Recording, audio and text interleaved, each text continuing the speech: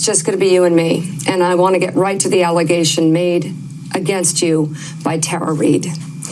So the former Senate aide accuses you of sexual assault. And please, to our viewers, please excuse the graphic nature of this, but I want to make sure that there is no question as to what we're talking about.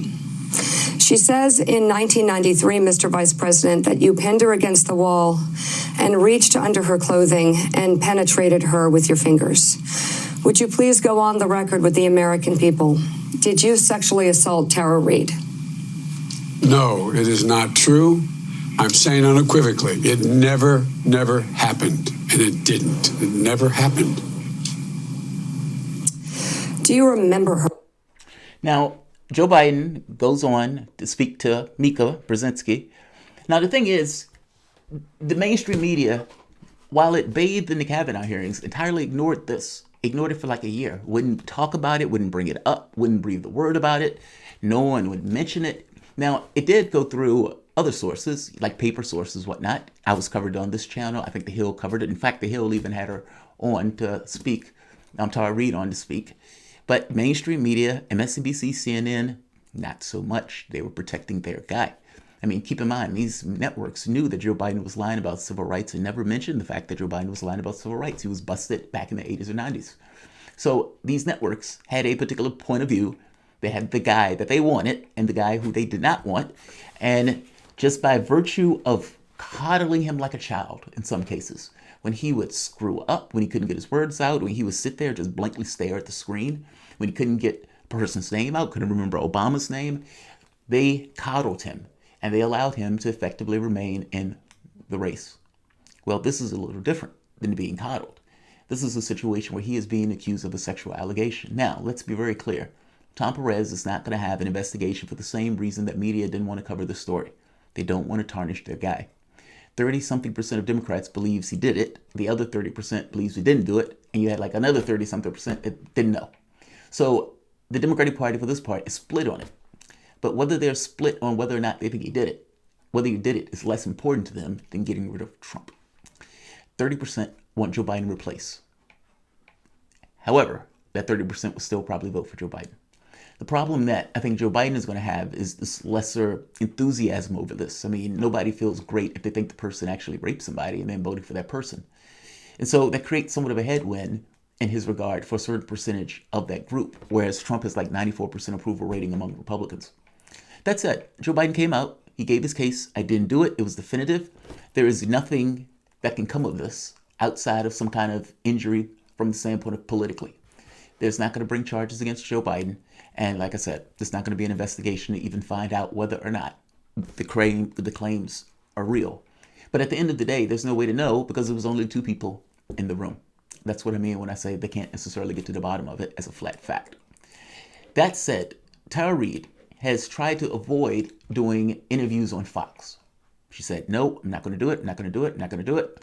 But at the point where Joe Biden came out, sat down with Mika, gave her point of view, this news came out today.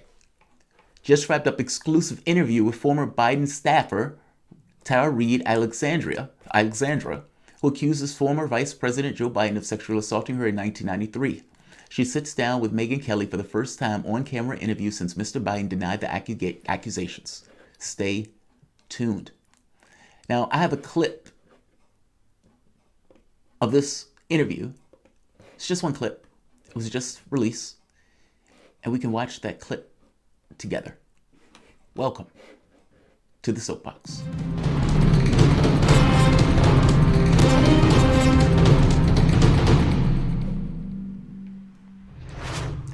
My name is Jamal Thomas. This is the Progressive Soapbox. Guys, if you dig this content, please like, share, subscribe. You can always support PayPal Patron.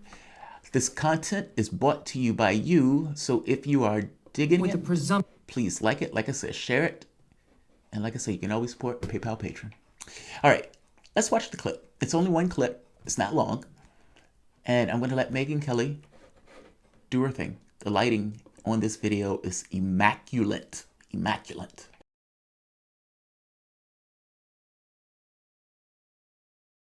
Hasn't did that in a while. Come on. There we go. First of all, It never happened. Period. End of report. This did not happen. He did say that in his view, accusers should start off with the presumption that they're telling the truth. Do you think he's afforded you that presumption? No. I mean, it's been stunning, actually, how the some of his surrogates with the blue checks, that are his surrogates, have been saying really horrible things about me and to me on social media.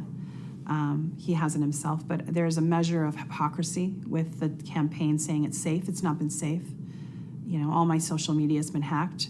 All my personal information has been dragged through. Every person that maybe has a gripe against me, an ex-boyfriend or an ex-landlord or whatever it is, has been able to have a platform rather than me. Talking about things that have nothing to do with 1993, like even the whole thing with being called a Russian agent, that in particular, that incites people. People actually, I got a death threat from that because they thought I was being a traitor to America.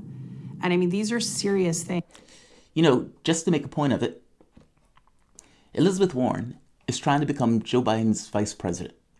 Elizabeth Warren attacked lefties, people who she was grifting for money and votes, who were backing Sanders, basically saying they were a foundation of hate and that they were attacking women, tough women that we attacked and terrified.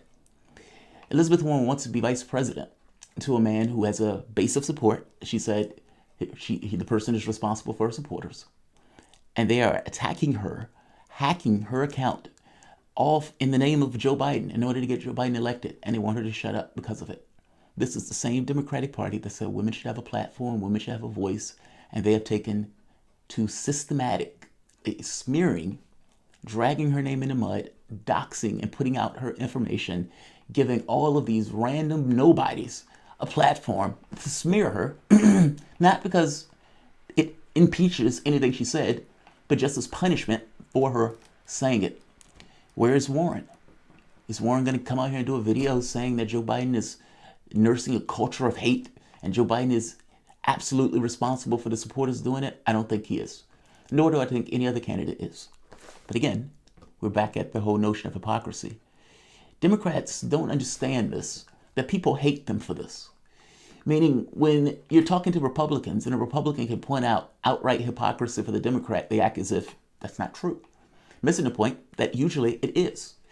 Both parties do it. Don't misunderstand me. The hypocrisy goes both ways. I'm just making the point that the level of hypocrisy that is being displayed here is utterly astonishing. Brett Kavanaugh, it is as if they believed we were not around during that time. I mean, I find that to be utterly astonishing. I want to play this back from the beginning because I interrupted it and may want to use this video later. So let's start from scratch. I'm sorry. Because he went on TV last Friday and said, first of all, it never happened. Period. End of report. This did not happen. He did say that in his view, accusers should start off with the presumption that they're telling the truth.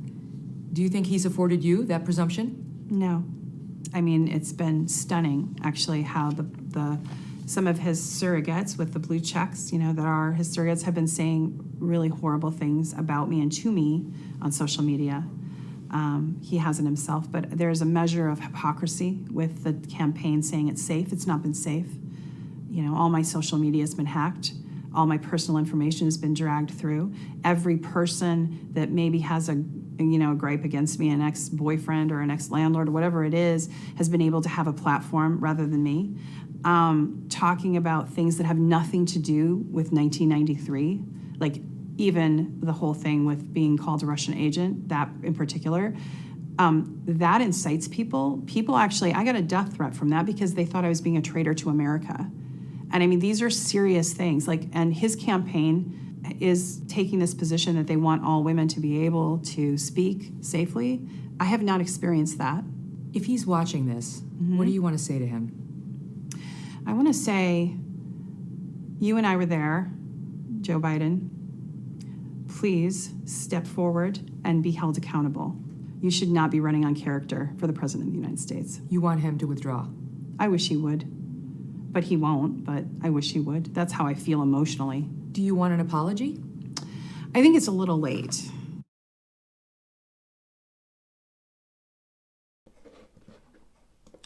Wow.